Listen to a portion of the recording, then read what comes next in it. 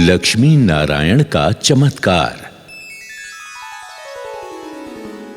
देवीलाल नाम का एक किसान था, बहुत ही भोला भाला, और पत्नी बड़ी ही सुशील स्वभाव की और बहुत ही अच्छी थी। दोनों पति पत्नी धार्मिक विचार के थे। कोई भी कार्य करते तो लक्ष्मी नारायण का नाम लेकर ही करते। मुख से सदा नारायण नारायण ही निकलता था। एक समय की बात है, दोनों पति पत्नी अपनी कुटिया के बाहर बैठकर बातें कर रहे थे। सुनती हो रामवती, अब की बार अगर अच्छी फसल हुई तो हम अपना पक्का घर बनवाएंगे। हाँ जी, अपनी कच्ची झोपड़ी में बारिश का पानी टपकता रहता है। कम से कम घर पक्का होगा तो हम चैन से तो सो सकेंगे। अच्छा, एक काम करते हैं, हम अपने साहूकार से कुछ रुपए उधार ले लेते हैं। ठीक है कि नहीं, तुम बताओ। देखो जी, हम हैं गरीब लोग। साहूकार तो जो पैसा देगा उसका ब्याज बहुत लेगा हमसे। हम कैसे दे पाएंगे? अरे भाग्यवान, हम उसका पैसा और ब्याज फसल बेचकर चुकता कर देंगे, और क्या। जैसी तुम्हारी मर्जी। देवीलाल दूसरे दिन अपने साहूकार के पास गया। साहूकार गद्दी पर बैठा था। देवीलाल को देखकर बोला, अरे आओ आओ देवीलाल, बैठो बैठो। बताओ कैसे आना हुआ? सेठ जी, मुझे पक्का मकान बनवाना है, उसके लिए कुछ पैसों की जरूरत थी। हैं? बोलो बोलो, कितना पैसा चाहिए? बस सेठ जी, 10,000 रुपए में काम हो जाएगा। भाई देवीलाल, दे तो दूंगा, मगर 2 रुपए सैकड़ा का ब्याज देना पड़ेगा। हाँ, मुझे मंजूर है, आप बस दे दीजिए। हाँ, तो ठीक है, लेकिन ये भी तो बताओ कि लौटाओगे कब पैसे हैं? अब साहूकार जी, इसी साल फसल बेच के दे दूंगा।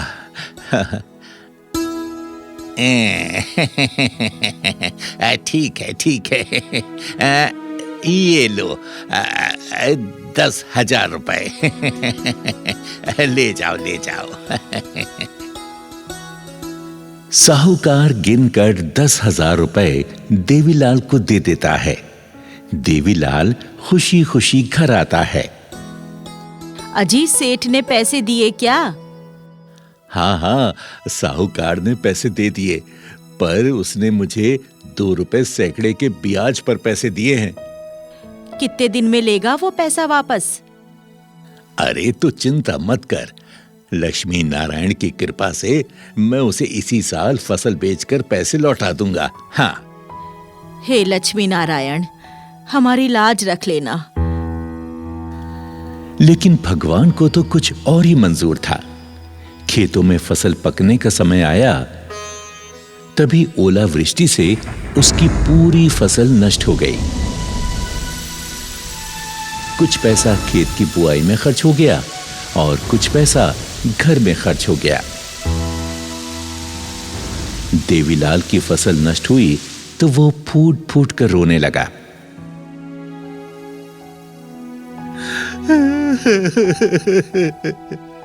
हे लक्ष्मी नारायण, हे मेरे प्रभु, मैं बर्बाद हो गया, लुट गया। अब क्या होगा? मेरी सारी फसल नष्ट हो गई।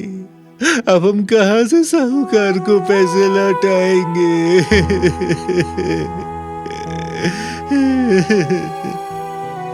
अगर हमने पैसे नहीं दिए तो साहूकार हमारे खेत मकान सब कुछ छीन लेगा।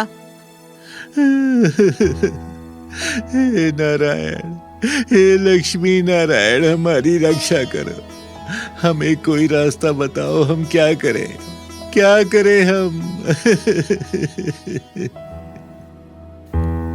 जब फसल नष्ट हो गई तो साहूकार वादा पूरा होने पर देवीलाल के घर आता है भाई देवीलाल, तुमने जो वादा किया था वो पूरा हो गया। अब मेरे पैसे ब्याज सहित लौटाओ।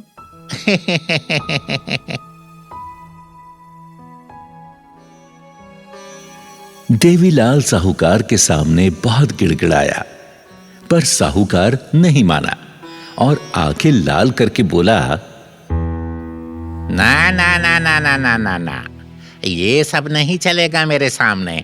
सुन लो देवीलाल, अगर तुमने 10 दिन के भीतर मेरा पैसा नहीं लौटाया तो मैं तुम्हारे खेत मकान सब कुछ छीन लूंगा। हाँ, समझ गए?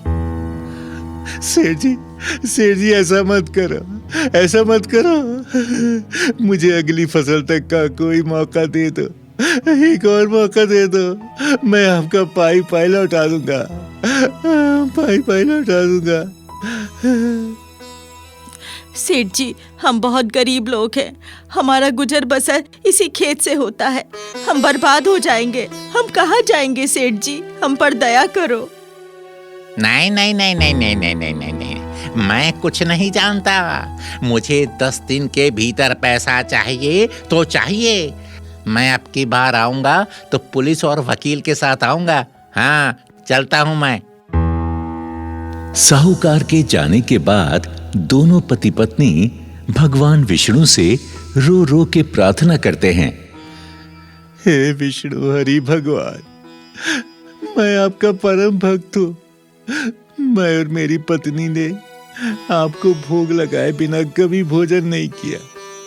हमने सच्चे मन से आपकी पूजा वंदना की। हमने आज तक आपसे कुछ नहीं मांगा भगवान। आज आपका भक्त बड़ी संकट में है। अगर उस साहूकार का पैसा हमने नहीं लौटाया तो वो हमारे खेत और मकान सब कुछ हमसे छीन लेगा। हे लक्ष्मी नारायण, आप तो निर्बल को बल देने वाले। हमारी रक्षा करो प्रभु, हमारी रक्षा करो। इधर देवीलाल विष्णु से प्रार्थना कर रहा था और उधर भगवान विष्णु अपनी शैया पर बैठे देवीलाल का सारा हाल सुन रहे थे। हाल सुनकर वो लक्ष्मी से कहते हैं, सुनो लक्ष्मी, हमारा भक्त संकट में हमें पुकार रहा है। हमें उसकी मदद करनी चाहिए। आदेश कीजिए स्वामी, मुझे क्या करना है? देवी, तुम तो धन धान की देवी हो, उस पर अपनी कृपा बरसाओ।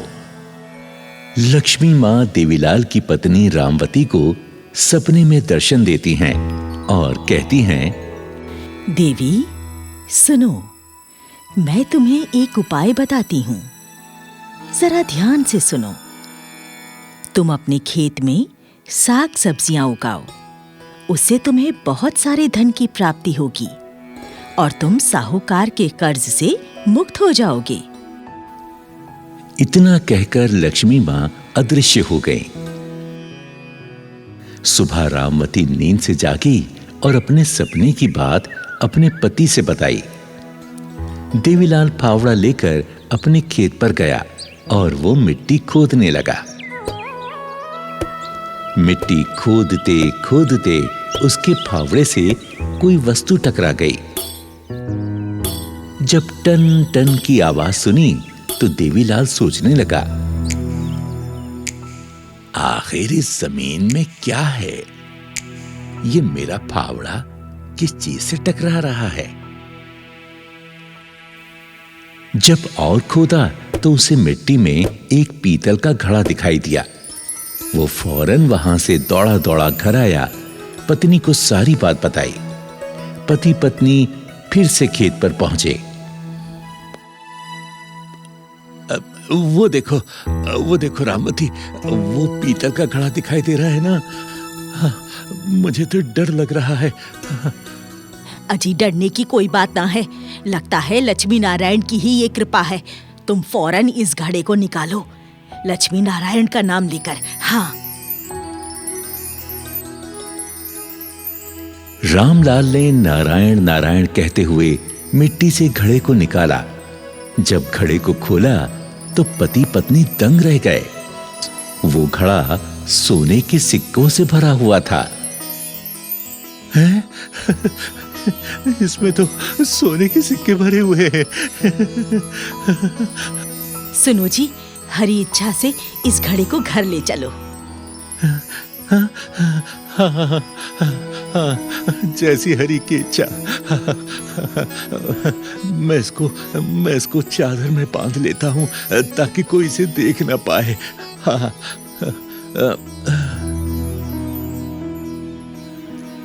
घड़े को एक चादर में बांधकर दोनों पति पत्नी उस पीतल के घड़े को घर ले आए। घर आकर दोनों विचार करने लगे। सुनो भाग्यवान, हम इतने सारे धन का क्या करेंगे? ये तो बहुत सारा धन है। हम इसमें से थोड़ा सा धन निकालकर उस साहूकार का पैसा लौटा देंगे और उसमें से बाकी धन को हम भगवान की सेवा में लगा देंगे। उन्हीं का तो दिया धन है। हाँ, तुम ठीक कहती हो रामवती। हम इस पैसे से श्री लक्ष्मी नारायण विष्णु जी का मंदिर बनवाएंगे, गरीबों को भी दान करेंगे। हाँ, ऐसे ही करेंगे। दोनों पति पत्नी अभी बात कर ही रहे थे कि तभी साहूकार दरवाजे पर खटखटाता है। रामलाल, दरवाजा खोलो। देखो हम आए हैं। हाँ। रामलाल ने दरवाजा खोला तो साहूकार अपने कुछ आदमियों को लेकर द्वार पर खड़ा हुआ था। हाँ, तो भाई रामलाल, तुम्हारा वादा खत्म हुआ, तो अब मेरा पैसा तुरंत लौटाओ। हाँ, अरे मुझे देख क्या रहे हो, लौटाओ। अरे सेठ जी, आइए और अपना पूरा पैसा लेकर जाइए। अरे सुनती हो रामवती, सेठ जी को ब्याज सहित 10 सोने के सिक्के दे दो। हैं? 10 सोने के सिक्के? ये रामलाल के पास इतने सारे पैसे कहाँ से आए हैं? अरे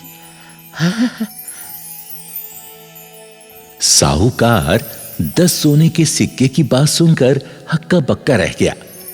रामलाल ने कपड़े में बांधकर 10 सोने के सिक्के साहूकार को दे दिए। लीजिए सेठ जी, आपका पूरा पैसा ब्याज सहित।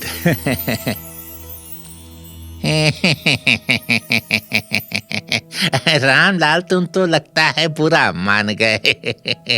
अरे कोई बात नहीं, इतनी जल्दी काहे की है? अरे दे देते पैसे बाद में भी।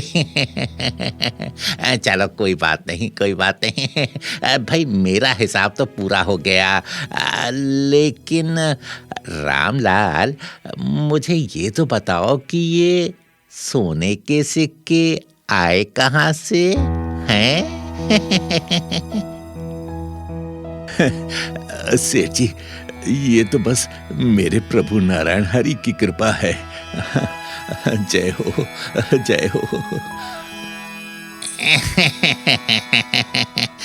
ठीक है, मैं चलता हूँ।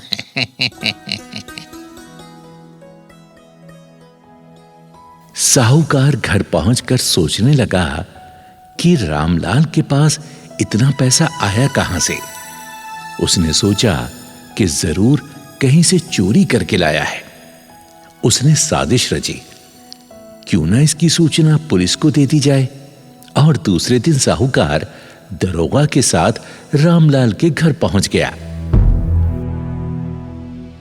रामलाल, हमें सूचना मिली है, तुम्हारे पास सोने के सिक्के हैं। जरूर तुमने किसी की चोरी की है। नहीं नहीं नहीं दरोगा जी, ये झूठ है। मैंने किसी की चोरी नहीं की। मैं निर्दोष हूँ।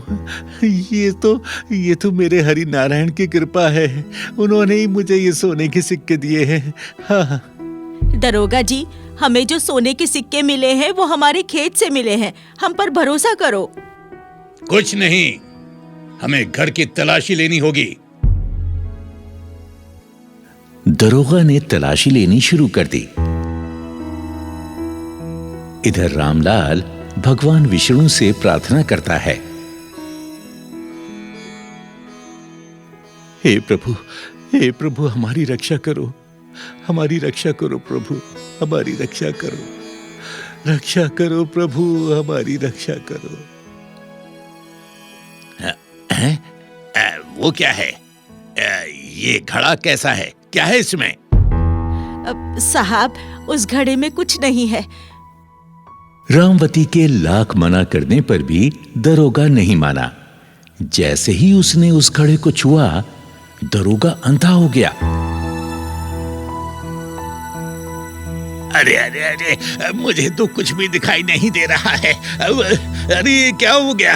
अरे ये क्या हो गया? मुझे कुछ दिखाई क्यों नहीं दे रहा है? अरे ये क्या हो गया? और उधर साहूकार भी चिल्लाने लगा, अरे मुझे कुछ भी दिखाई नहीं दे रहा है। अरे ये क्या हो गया? मुझे जरूर ये दोनों बुढ़िया बुढ़े जादूगर हैं। ओहो, मुझे बचाओ, बचाओ, मेरी आंखों में दर्द हो रहा है। मैं इस घड़े को नहीं छूऊंगा। ये क्या हो गया? मुझे क्षमा कर दो रामलाल, मुझे क्षमा कर दो, मुझे क्षमा कर दो रामलाल। अब मैं इस घड़े को नहीं छूऊंगा। ओहो, मेरी आंखों में दर्द हो रहा है। मुझे बचा लो, मुझे बचाओ। रामलाल, ये सब तुम्हारी सच्ची भक्ति का चमत्कार है। हमें क्षमा करो, क्षमा कर दो हमें।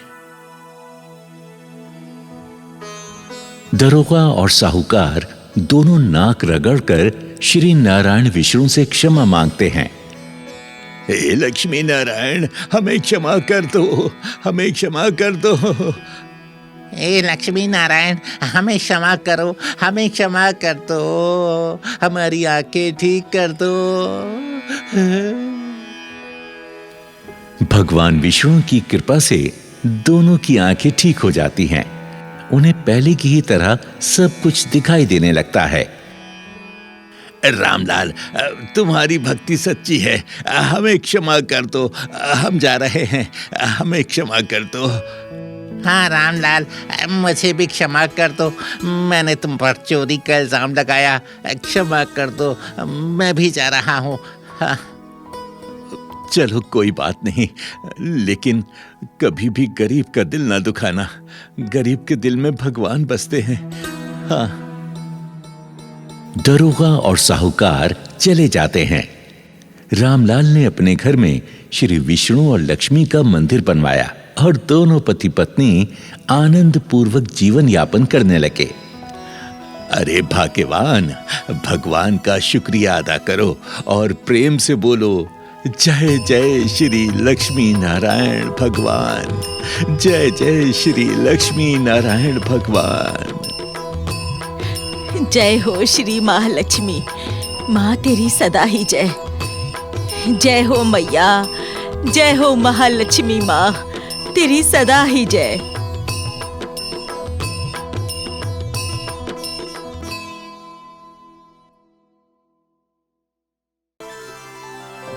राजस्थान के एक शहर में नरेश नाम का एक युवक रहा करता था, जो गांव से शहर आकर रहने लगा था। उसकी सरकारी नौकरी नई नई लगी थी। वो अपनी पत्नी रचना के साथ बड़े प्रेम से रहा करता था। पति पत्नी दोनों ही खाटू वाले श्याम के परम भक्त थे। शादी को 5 साल बीत गए थे, लेकिन उनके कोई संतान नहीं थी। वो हर साल खाटू धाम श्याम प्रभु के दर्शन करने जाते और प्रभु से संतान प्राप्ति का आशीर्वाद मांगते। प्रभु के आशीर्वाद से उनके घर एक बेटे का जन्म हुआ। उन्होंने श्याम प्रभु को वचन दिया कि जब उनका बेटा 3 साल का हो जाएगा तो वो बच्चे का मुंडन संस्कार आपके धाम पर ही करवाएंगे। 3 साल जब पूरे हुए तो पत्नी रचना ने कहा, अजी सुनते हो, हमारा बेटा 3 साल का हो गया है। हमने श्याम प्रभु से मन्नत मांगी थी, हम फागुन के मेले में आएंगे और बेटे का मुंडन करवाएंगे। हाँ, ठीक कहा तुमने। चलो तुम तैयारी करो, हम कल ही खाटू धाम जाएंगे। रचना श्याम प्रभु के धाम जाने की तैयारी करने में व्यस्त थी। खुशी खुशी वो सारा सामान बांध रही थी कि तभी बच्चे की चीखने की आवाज उसे सुनाई दी। रचना फौरन बाहर की तरफ भागी। बाहर जाकर देखा तो बच्चा खून से लथपथ जमीन पर पड़ा हुआ था। देखते ही देखते वहां भीड़ इकट्ठी हो गई। हाय हाय, मेरा बच्चा, मेरे लाल, आंखें खोल बेटा, अरे आंखें खोल बेटा। अजी देखो देखो, ये तो आंखें नहीं खोल रहा। मेरे बच्चे को क्या हुआ है? अरे देखो तो, इसे क्या हो गया? अरे लगता है ये बेहोश हो गया। हाँ हाँ, जल्दी से डॉक्टर के पास ले चलो। तभी सूचना मिलते ही नरेश भी वहां पहुंच जाता है। वो भी बच्चे को देखकर दहाड़े मार मार कर रोने लगता है। अरे अरे, ये मेरे बच्चे को क्या हो गया? मेरे बच्चे को क्या हो गया? रचना, रचना, मेरे बच्चे को क्या हो गया? हे प्रभु, हे प्रभु, ये क्या कर दिया? हे श्याम प्रभु, ये आपने क्या किया? मैं तो खुशी खुशी कल आपके दरबार में आ रही थी मुंडन संस्कार के लिए। चमत्कार करो प्रभु, चमत्कार करो प्रभु, चमत्कार करो। मोहल्ले वाले तरह तरह की बातें करने लगे। अरे जिस श्याम को तुम पूजने जा रहे थे वो अब चमत्कार नहीं करते। तुम्हारे श्याम प्रभु क्या कानों से सुन नहीं रहे जो बच्चे का ये हाल कर दिया हैं? हे श्याम प्रभु, लोग मुझे तुम्हारे नाम का ताना मार रहे हैं। मेरी लाज रखो प्रभु, मेरी लाज रखो। तभी एक घुड़सवार वहां से गुजरा। भीड़ देखकर वहां पर रुक गया और बोला, क्या हुआ भाई? क्या हुआ भाई इस बच्चे को? आप लोग क्यों रो रहे हो? बाबा, मेरा बच्चा छत से गिर गया और वो अब बोल नहीं रहा है। मैं क्या करूं बाबा, क्या करूं मैं? मेरे बच्चे को कोई होश में ला दे। बहन, रोना बंद करो, जरा मुझे देखने दो। घुड़सवार ने बच्चे की नब्ज पकड़ी और कहने लगा, बच्चे को कुछ नहीं हुआ, ठीक हो जाएगा। बाबा, आप कौन हो? मैं वैद्य हूं, पास के गांव जा रहा था। अचानक मेरी दृष्टि आप लोगों पर पड़ी तो मैं यहां रुक गया। अब देर ना करो, मैं तुम्हें ये बूटी देता हूं, इसे घोट कर बच्चे को पिला दो, बच्चा अभी होश में आ जाएगा। रचना तुरंत बूटी घूंट कर लाई और बच्चे के मुंह में डाल दी। थोड़ी ही देर में बच्चे ने आंखें खोल दी। उधर वो घुड़सवार अचानक गायब हो गया। हाँ, हाँ, हाँ, मेरे बच्चे ने आंखें खोल दी, मेरे बच्चे ने आंखें खोल दी। रचना, रचना देखो, मेरे बच्चे ने आंखें खोल दी। मेरा बच्चा ठीक हो गया, हमारा बच्चा ठीक हो गया। देखो देखो, हमारा बच्चा ठीक हो गया। अरे वाह, धन्य हो प्रभु, धन्य हो महाराज। अरे वो घोड़े वाले बाबा कहाँ गए? अभी तो यहीं थे, अचानक वो बाबा कहाँ उछल हो गए? तभी भीड़ में से एक बूढ़ा आदमी बोला, लगता है तुम जैसे श्याम बाबा का ध्यान करती हो ना बेटी, कहीं वो वही तो नहीं थे? हे श्याम प्रभु, आप हमारे द्वार पर पधारे और हम आपको पहचान नहीं पाए। देखा आप सभी लोगों ने मेरे श्याम प्रभु का चमत्कार, कितने सच्चे हैं मेरे श्याम प्रभु। सुनो रचना, अब जल्दी से तुम खाटू धाम जाने की तैयारी करो। हाँ, मैंने सारी तैयारी कर ली है। गाड़ी का इंतजाम तो करो। हाँ हाँ ठीक है, मैं जाता हूँ।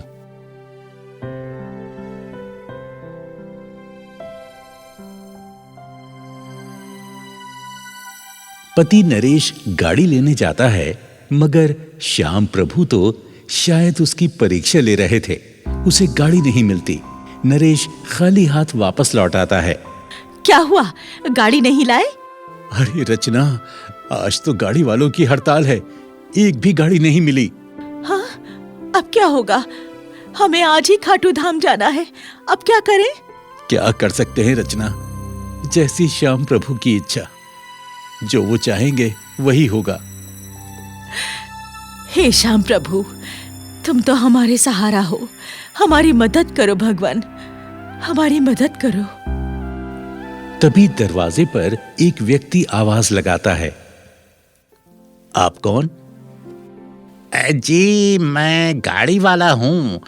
गाड़ी लेकर आया हूँ। आपके यहाँ से कोई खाटू धाम जाएगा? मैं भी वहीं जा रहा हूँ। खाली जा रहा था तो सोचा आपसे पूछ लूं। अरे वाह भैया, तुम खूब आए।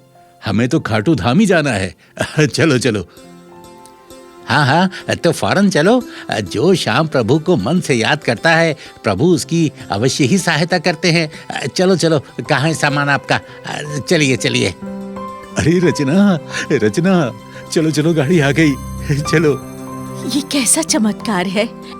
अरे अब कुछ मत सोचो, सब प्रभु की लीला है, श्याम प्रभु की कृपा है। चलो चलो, जल्दी चलो। हाँ हाँ, चलो। दोनों पति पत्नी और उनका बेटा गाड़ी में बैठ जाते हैं। आपको पहले कहाँ जाना है? भैया, हमें रिंगस में उतार देना। बाबा का निशान लेकर श्याम प्रभु के यहाँ जाना है। लीजिए, ये आ गया आपका रिंगस। चलो चलो, उतरो उतरो। गाड़ी से जैसे ही नीचे उतरे तो गाड़ी वाला अचानक गायब हो गया। हैं? अरे, वो गाड़ी वाला अचानक कहाँ गायब हो गया? कहीं दिखाई नहीं दे रहा। लगता है वो गाड़ी वाला और कोई नहीं, मेरे श्याम प्रभु ही होंगे, जो गाड़ी वाले के भेष में आए थे। बार बार श्याम प्रभु हमारे सम्मुख आते हैं, दुर्भाग्य से हम उन्हें पहचान नहीं पाते। धन्य हो प्रभु, आप अपने भक्तों का सदा ही ध्यान रखते हैं। नरेश और उसकी पत्नी रचना निशान लेकर बाबा के मंदिर की यात्रा प्रारंभ करते हैं। बाबा के मंदिर जयकारे लगाते हुए पहुंच जाते हैं। श्रद्धा से बाबा को निशान चढ़ाते हैं। केसरिया झंडों की शोभा बहुत प्यारी लग रही थी। रचना, बच्चे का मुंडन तो हो गया, अब चलो बाबा को माखन मिश्री चूरमा का भोग लगाकर उनका शुक्रिया अदा करते हैं। हे श्याम बाबा, जितनी आपकी कृपा का बखान करूं उतना ही कम है। आपने मेरे बेटे के प्राण बचाए। आप ही गाड़ी चलाकर हमें अपने धाम पर लेकर आए, लेकिन हम आपको पहचान नहीं पाए। आपके हम सदा ही आभारी रहेंगे। हे प्रभु, आपकी कृपा से मुझे शहर में नौकरी मिली, मेरे परिवार को खुशहाली दी आपने। मैं आपका सदा ऋणी रहूंगा। अजी सुनते हो, बाबा का भंडारा करना है। नहीं रचना, हमें वापस जाना पड़ेगा, क्योंकि मुझे ड्यूटी पर जाना है। मैं तो बस 2 दिन की ही छुट्टी लेकर आया था। अच्छा, तो ऐसा करते हैं, हम भंडारे के पैसे पुजारी जी को दे देते हैं, वो श्याम प्रभु का भंडारा करा देंगे। हाँ, विचार अच्छा है। तुम एक काम करो, तुम्हारे पास जो रुपए हैं, जो मैंने दिए थे, वो पुजारी जी को दे दो। रचना ने जैसे ही अपने पर्स को देखा, वो उसके पास ही नहीं था। वो इधर उधर देखने लगी, पर रुपए से भरा पर्स उसका खो चुका था। सुनते हो जी, मेरा पर्स कहीं खो गया है। अब हम कैसे बाबा का भंडारा कराएंगे? हाँ। क्या कह रही हो? कहाँ चला गया पर्स? अब हम क्या कर सकते हैं? बाबा से ही प्रार्थना करो, शायद वो ही हमारी समस्या हल करेंगे। हे प्रभु, आपने हमेशा हमारा दुख दूर किया है। आपके भंडारे के पैसे मुझसे कहीं खो गए हैं। हे प्रभु, हारे के सहारे श्याम हमारी प्रार्थना स्वीकार करो। तभी वहां एक व्यक्ति आता है और कहता है, बहन जी, आपका ये पर्स? हाँ, मेरा पर्स तुम्हारे पास कैसे आया? बहन जी, मैं पूजा सामग्री बेचता हूँ। आपने मेरी दुकान से पूजा सामग्री ली थी ना, तो गलती से आप अपना पर्स मेरी दुकान पर छोड़ आई थी। मैंने आपको पूरे मेले में खोजा। हार कर मैं श्याम बाबा के मंदिर में इस पर्स को जमा कराने आया था, तो आपको मैंने पहचान लिया। लीजिए, आप अपना पर्स लीजिए, मैं चलता हूँ। हे प्रभु, तेरा लाख लाख शुक्र है। बाबा, आप सच्चे हैं। हे शीश के दानी वरदानी, तुम्हारी जय हो, तुम्हारी जय हो। नरेश और उसकी पत्नी पुजारी जी के पास जाते हैं और कुछ पैसे देकर बोलते हैं, पुजारी जी, हम बाबा के लंगर के लिए ये रुपए आपको दे रहे हैं। आप हमारी तरफ से श्याम प्रभु बाबा का लंगर कराने की कृपा करें, क्योंकि हम जाना चाहते हैं। हमारा जाना बहुत जरूरी है। ठीक है जजमान, आज ऐसी श्याम प्रभु की इच्छा। ये पैसा आप लंगर कमेटी में जमा करा दें। श्याम प्रभु आपकी झोली सदा धन वैभव से भरे। लंगर कमेटी में पैसा जमा करके नरेश और रचना बाबा से आज्ञा लेकर अपने घर खुशी खुशी लौट आते हैं। ये सत्य है, जो खाटू श्याम बाबा पर विश्वास और आस्था रखते हैं, उनकी रक्षा शीश के दानी महाप्रभु श्याम बाबा करते हैं और उनकी झोली खुशियों से भरते हैं। जय हो शीश के दानी श्याम प्रभु की, जय हो हारे के सहारे की।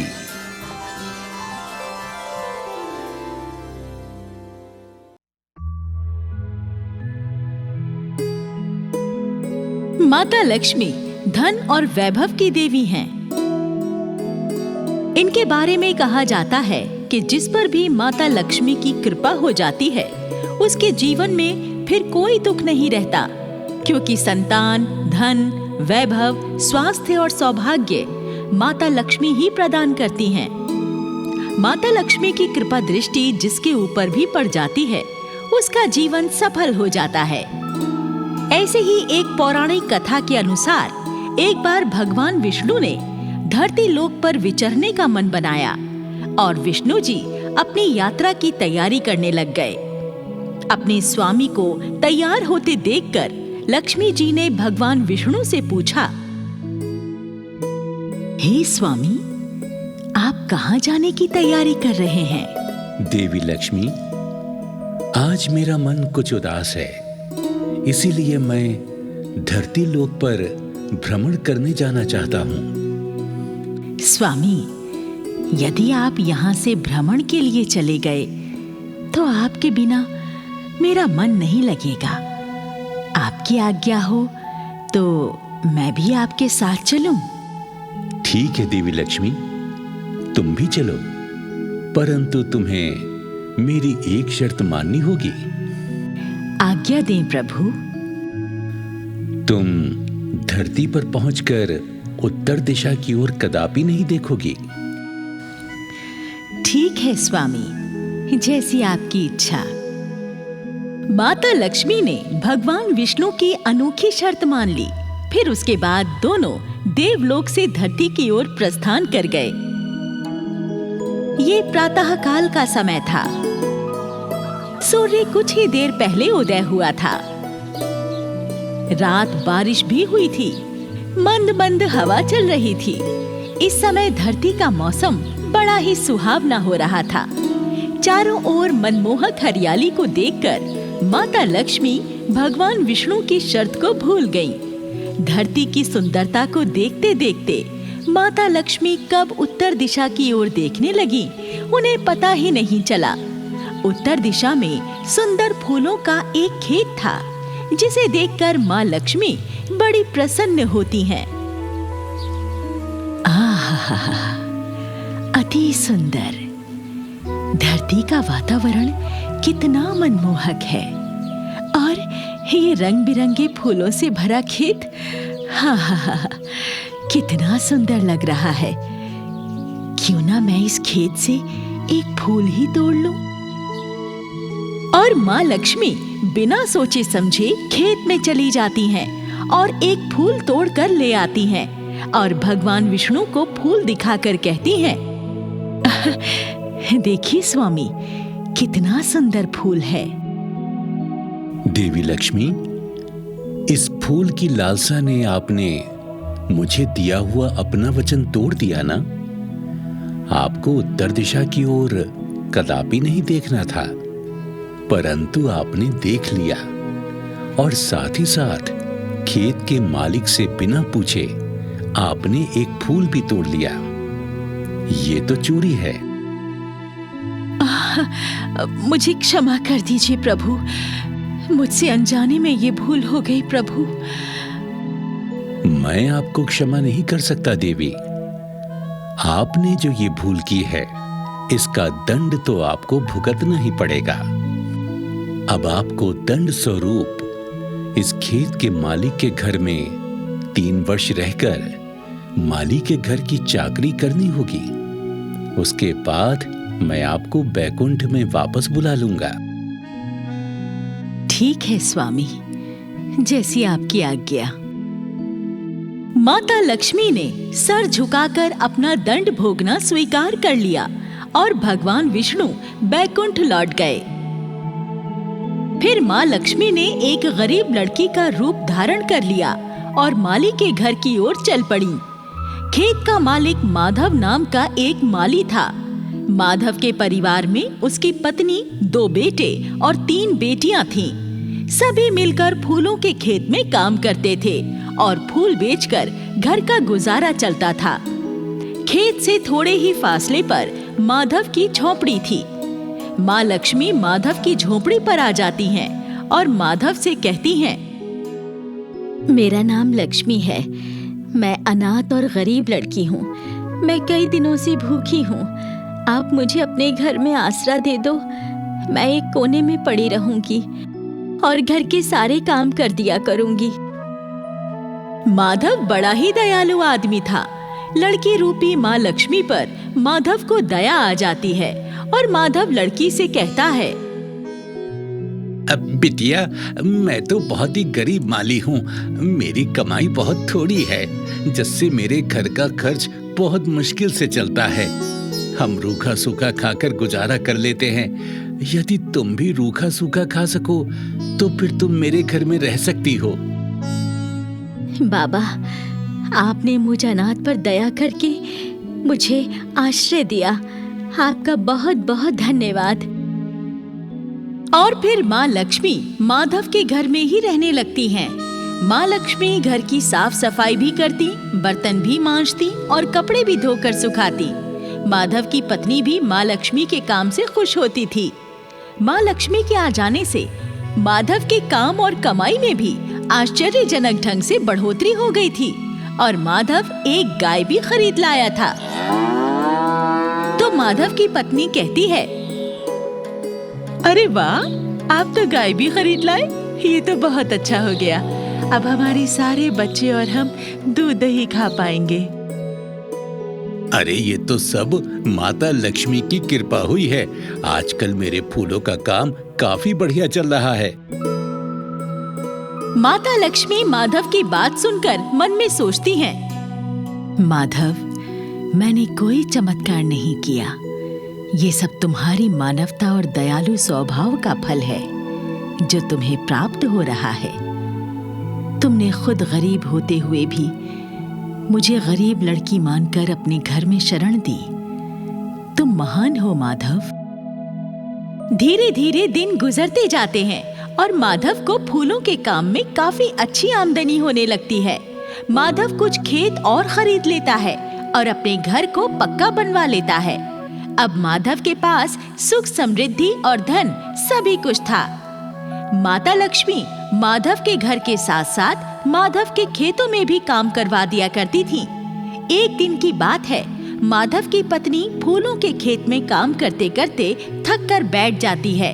तो माँ लक्ष्मी वहाँ आकर कहती हैं, माई, आप थक गई हैं। मैं आपके पांव दबा दूं, आपकी थकान दूर हो जाएगी। तू कितनी प्यारी है लक्ष्मी, मेरा कितना ख्याल रखती है तू। और माधव की पत्नी लेट जाती है। माँ लक्ष्मी उसके पांव दबाने लगती हैं। इसी प्रकार कुछ महीने और गुजर जाते हैं। एक दिन की बात है, माधव अपने घर में बैठा हुआ कुछ सोच रहा था। तभी उसकी पत्नी आकर पूछती है, क्या बात है जी, किस सोच में खोए हुए हो? अरे भाग्यवान, मैं सोच रहा हूँ, पहले हम सब मिलकर अपने खेत में कमर तोड़ मेहनत किया करते थे, फिर भी 2 जून की रोटी ढंग से नहीं मिल पाती थी। लेकिन देखो, जिस दिन से लक्ष्मी बेटी हमारे घर में आई है, तब से हमारे वारे न्यारे हो गए हैं। हमें लक्ष्मी के भाग्य से ही ये सब कुछ मिला है। आप ठीक सोच रहे हो जी। ये लक्ष्मी बड़ी प्रतिभावान और भाग्यशाली है। अब ये हमारी ही तो बेटी है, इसलिए हम लक्ष्मी की शादी किसी ऊंचे परिवार में करेंगे। हाँ हाँ, जरूर करेंगे, ये तो हमारा कर्तव्य है। और इसी तरह समय बीतते बीतते पूरे 3 वर्ष गुजर जाते हैं। एक दिन माँ लक्ष्मी गमलों में पानी डाल रही होती हैं कि तभी उन्हें देवयोग से भगवान विष्णु की आवाज सुनाई देती है। देवी लक्ष्मी, आपके दंड के 3 वर्ष आज पूरे हो चुके हैं। आपका दंड भी पूर्ण हो चुका है, इसलिए अब आप वापस बैकुंठ में लौट आइए। जैसी आपकी आज्ञा स्वामी। माधव अपने फूलों के खेतों पर नजर मारकर अपने घर आता है और घर के द्वार पर साक्षात लक्ष्मी जी को बैठी हुई देखकर आश्चर्यचकित रह जाता है। अरे, ये तो मेरी मुंह बोली बिटिया लक्ष्मी जैसी लग रही है, लेकिन इसके मुख पर देवियों जैसा तेज और आभा कैसे आ गई? हे भगवान, ये तेरी क्या लीला है? मुझे देखकर उलझन में मत पड़ो माधव, मैं सत्य में देवी लक्ष्मी ही हूँ। तभी अंदर से माधव की पत्नी और बच्चे भी बाहर आ जाते हैं और वो भी लक्ष्मी जी को साक्षात रूप में देखकर हैरान रह जाते हैं। माधव हाथ जोड़कर कहने लगता है, हे माता लक्ष्मी, हम आपको कभी पहचान नहीं पाए। हमने अनजाने में आपसे घर और खेतों में काम करवाया। हमसे बहुत पाप हो गया माता, हमें क्षमा कर दो। हे माता, मैंने आपसे बहुत सेवा करवाई है और आपको रूखा सूखा ही खाने को दिया है, मुझे भी क्षमा कर दो मैया। नहीं माधव, तुमने कोई पाप नहीं किया और ना ही तुम्हारी कोई गलती है। तुम और तुम्हारा परिवार तो बड़ा ही सज्जन और दयालु है। तुमने 3 वर्षों तक मुझे एक अनाथ लड़की समझकर अपने घर में आश्रय दिया और अपनी बेटी की तरह मुझे स्नेह दिया। तुम लोग तो मेरी कृपा दृष्टि के पात्र हो। मैं तुम्हें वरदान देती हूँ, जीवन भर तुम लोगों को धन और खुशियों की कोई कमी नहीं रहेगी। माधव के परिवार को वरदान देकर माता लक्ष्मी भगवान विष्णु द्वारा भेजे गए उड़न यान में बैठकर अपने स्वामी भगवान विष्णु के पास बैकुंठ चली जाती हैं। माधव और उसका परिवार इस अलौकिक घटना के बाद माता लक्ष्मी की परम भक्ति करने लगता है।